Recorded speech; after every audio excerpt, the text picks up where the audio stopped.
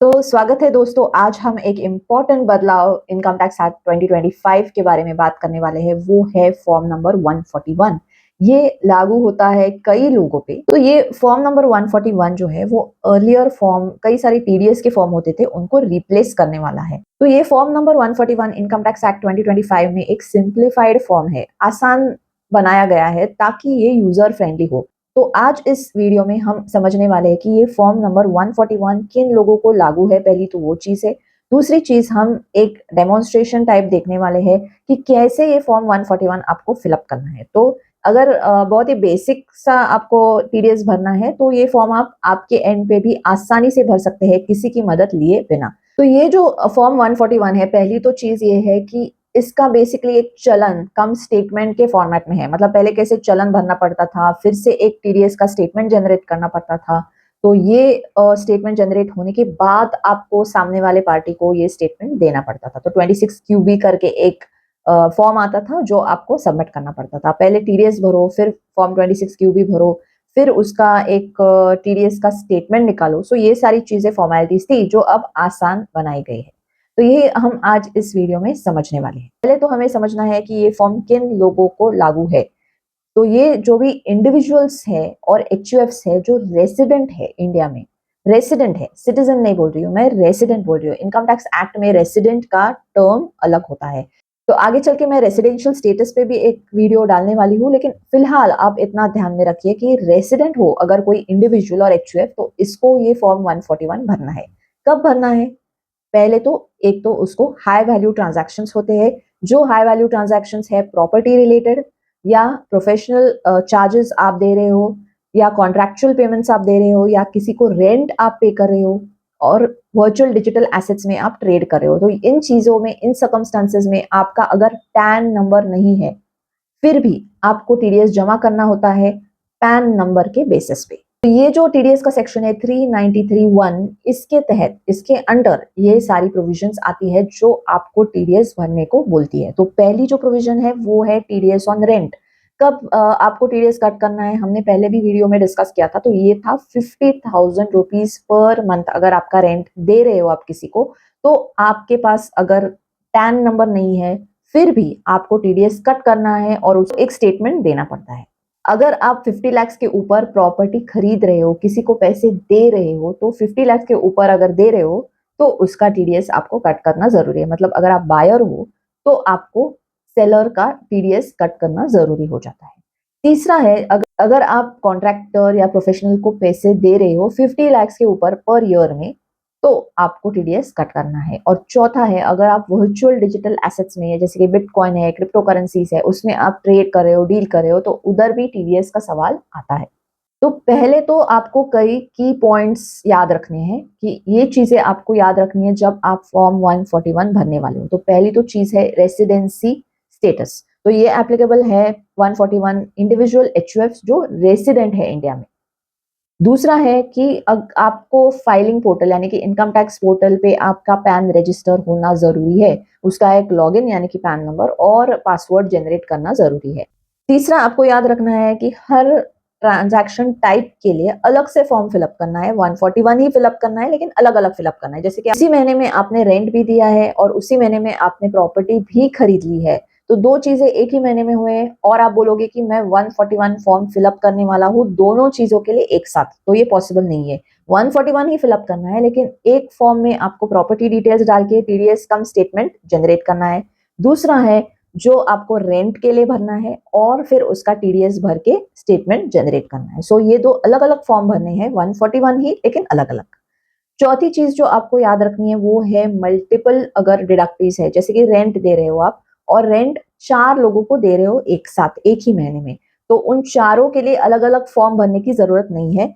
आप 141 फॉर्म एक ही फॉर्म में चारों डिडक्टिव, चारों लोगों का नाम डाल के आप फॉर्म फिलअप कर सकते हो। तो लेकिन हेड एक होना चाहिए, जैसे कि रेंट है तो रेंट है, चारों का रेंटल इनकम ही होना चाहिए। अगर कॉन्ट्रैक्टर है, एक 3 रेंटल इनकम है और एक कॉन्ट्रैक्टर है, तो आपको क्या करना है, 3 के लिए एक फॉर्म भरना है और एक जो कॉन्ट्रैक्टर है उसके लिए अलग से फॉर्म भरना है। पांचवी इंपॉर्टेंट चीज है, आपका पोर्टल पे जो पैन रजिस्टर हुआ है वो पैन आधार से भी लिंक होना जरूरी है। और आखिरी चीज आपको याद रखनी है, वो इम्पोर्टेंट है, जो 30 डेज में आपको टीडीएस जमा करने को ये एक्ट बोलती है। 30 डेज में आपको टीडीएस जमा करना होता है। तो basically file this form 141 in 30 days time from the transaction. जैसे कि आज मैंने रेंट दिया है तो 30 दिन के अंदर मुझे ये टीडीएस भरना है और प्लस फॉर्म जनरेट करना है। ठीक है, तो अभी हम डेमोन्स्ट्रेशन देखेंगे, अभी हम एक्चुअली लाइव पोर्टल पे देखेंगे, इनकम टैक्स की पोर्टल पे देखेंगे कि कैसे ये फॉर्म फिलअप करना है। अगर आपने कोई प्रॉपर्टी खरीदी है 50 लाख के ऊपर और आपको फॉर्म 141 फिलअप करना है तो आप कैसे करोगे? तो अभी हम गए हैं eportal.incometax.gov.in पे, जहाँ पे लॉग इन पे हमने क्लिक किया है। तो पहली तो चीज है कि हम लॉग, यहाँ पे मैंने डाल दिया पैन नंबर, उसका पासवर्ड, और फिर कंटिन्यू किया। जैसे लॉगिन होता है हमें जाना है ई फाइलिंग पे, यहाँ पे ई पे टैक्स पे जाना है। ई पे टैक्स में अभी ये दो ऑप्शंस दिखेंगे, इनकम टैक्स एक्ट 2025 और इनकम टैक्स एक्ट 1961। हमको भरना है नए एक्ट के हिसाब से 141, challan cum statement of deduction of tax under section 393(1) के अंडर। तो यहाँ पे हम ऑलरेडी क्लिक्ड है, तो क्लिक करके नेक्स्ट कंटिन्यू करना है। यहाँ पे आपको दिखेगा ई पे टैक्स में कई सारे ऑप्शंस हैं, जो saved draft, generated payment history, इसमें से नहीं, हमें न्यू पेमेंट पे जाना है, न्यू पेमेंट करना है हमको। अभी न्यू पेमेंट में ऑप्शंस है इनकम टैक्स, डिमांड पेमेंट वगैरह वगैरह। इसमें हमें ये फॉर्म 141 चलन कम स्टेटमेंट पे जाना है, प्रोसीड करना है। अभी यहाँ पे वो पूछेगा कि अप्रोप्रिएट डिडक्टिव टाइप क्या है, कॉर्पोरेट डिडक्टिव है या नॉन कॉर्पोरेट डिडक्टिव है। तो लेट्स से आप किसी कंपनी का टीडीएस कट कर रहे हैं तो कॉर्पोरेट डिडक्टिव पे क्लिक करना है। अगर किसी नॉन कंपनी का है तो नॉन कॉर्पोरेट डिडक्टिव। तो हम इंडिविजुअल का, समझो किसी इंडिविजुअल, मतलब सामने वाला जो पार्टी है वो इंडिविजुअल है, तो नॉन कॉर्पोरेट डिडक्टिव पे हम क्लिक करेंगे, कंटिन्यू करेंगे। यहाँ पे आएगा पर्टिकुलर्स आपका। अभी ये यहाँ पे अगर आप देखेंगे, रेसिडेंशियल स्टेटस ऑफ डिडक्टिव पूछ रहा है। डिडक्टिव मतलब जिसका हम अमाउंट डिडक्ट करने वाले हैं वो। तो वो रेसिडेंट है कि नॉन रेसिडेंट है। समझो मैंने नॉन रेसिडेंट पे क्लिक किया तो ये क्या बोलेगा, रेसिडेंशियल स्टेटस ऑफ सेलर पे 141 विल नॉट बी एप्लीकेबल अगर नॉन रेसिडेंट है। Correct form for you is 144। तो नॉन रेसिडेंट का ऑप्शन नहीं लेना है, रेसिडेंट का ही ऑप्शन लेना है अगर आप 141 भरने वाले हो तो। अभी नेक्स्ट हमको ये सब डिटेल्स के बाद आता है टैक्स ईयर ऑफ ट्रांजैक्शन। ये है 2026 27, ये करेक्ट है। यहाँ पे दूसरा, अभी तो कोई ऑप्शन नहीं आने वाला है। फिर मंथ ऑफ डिडक्शन, अभी समझो अप्रैल मंथ का मैं डिडक्शन, अप्रैल मंथ का अमाउंट मैं भर रही हूँ तो अप्रैल सिलेक्ट करना है। Nature of transaction, nature of transaction में आपको ऑप्शंस आएंगे, TDS on rent paid by individual और एचयूएफ है, या फिर TDS on sale transfer of immovable property है, या TDS on payment made by individual HUF professional है, या वीडीए वर्चुअल डिजिटल एसेट्स का है। तो लेट्स से हम एक एग्जाम्पल के तौर पे रेंट का ले लेते हैं, रेंट पे क्लिक करेंगे और कंटिन्यू करेंगे। अभी यहाँ पे वो पूछेगा टाइप ऑफ प्रॉपर्टी क्या है, लैंड है, बिल्डिंग है, लैंड एंड बिल्डिंग बोथ है। तो समझो मैंने बिल्डिंग या किसी फ्लैट का वगैरह रेंट भरा है तो बिल्डिंग पे क्लिक करना है। फिर फ्लैट डोर बिल्डिंग नंबर डालना है। अभी तो यहाँ पे मैं जस्ट जनरल डाल देती हूँ, आप करेक्ट ये डाल सकते हैं डिटेल्स। आप कोई भी एक पिन कोड मैंने अभी यहाँ पे एंटर किया है तो इस एंट्री के बाद मुझे डिटेल्स आए हैं। अभी details in respect of all tenant lessee payer. Okay, तो टेनेंट का डिटेल्स यहाँ पे आता है, तो फिलहाल वो तो बाद में आएगा। पहले तो आपको डिडक्टी के डिटेल्स ऐड करने पड़ेंगे। यहाँ पे उसका पैन एंटर करना है। मैंने कोई एक रैंडम पैन नंबर डालने वाली हूँ यहाँ पे। पैन डाल के वो ऑटोमेटिकली यहाँ पे उसके डिटेल्स ले लेता है। Percentage, proportion of rent to be received by landlord lessor payee. सो अगर 50% उसको मिलने वाला है, 50% किसी और को देने वाले हैं सेम अग्रीमेंट में, तो यहाँ पे 50% डालना है। समझो अग्रीमेंट सिर्फ एक इंसान के साथ ही हुआ है, एक ही इंडिविजुअल के साथ हुआ है तो हम 100% डालेंगे, ऐड करेंगे, ठीक है। तो ये ऊपर फिर से जाके आपको चेक करना है कि डिडक्ट के डिटेल्स ऐड हो गए हैं, उसका 100% शेयर आ गया है। Period of tenancy during period of tenancy during tax year in months, कितने महीने का आपका रेंटल अग्रीमेंट है, समझो 12 मंथ्स या 11 मंथ्स का है उस साल में, तो 11 डालना है। In the income tax is the income tax being deducted due to end of tax year और due to end of tenancy, हम यहाँ पे एंड ऑफ टैक्स ईयर डालेंगे। Total amount of rent credited paid during the year, समझो मैंने यहाँ पे डाला 40,000, ओके, जस्ट एग्जाम्पल दे लो। तो यहाँ पे ऑटोमेटिकली आएगा कि value of rent paid does not exceed 50,000, hence schedule A of form 141 is not applicable, मतलब यहाँ 50 के ऊपर ही वैल्यू होनी चाहिए। तो समझो मैंने रेंट दिया था 1 लाख, तो 1 लाख यहाँ पे डाल अमाउंट एंटर किया है। Total amount of rent credited paid in last month में कौन सा है, 1 लाख ही दिया था समझो। फिर यहाँ पे डिडक्टिव वाइज आपको ऐड करने हैं, वही डिडक्टिव लेना है। Amount on which TDS deduct करना है, 1 लाख है। फिर 395 नहीं है क्योंकि लोअर रेट ऑफ टैक्स नहीं है, तो हम 395 नो करेंगे। Rate at which tax is deducted, ये 2% के हिसाब से लेंगे। फिर डेट ऑफ डिडक्शन, समझो 1 तारीख को डिडक्शन किया है, आज हम भर रहे हैं, 30 डेज के अंडर भरना है, तो ये ऐड कर। फिर नीचे आके ये हो गया आपका वैल्यू, 2,000 रुपीज आपको जमा करना है गवर्नमेंट को।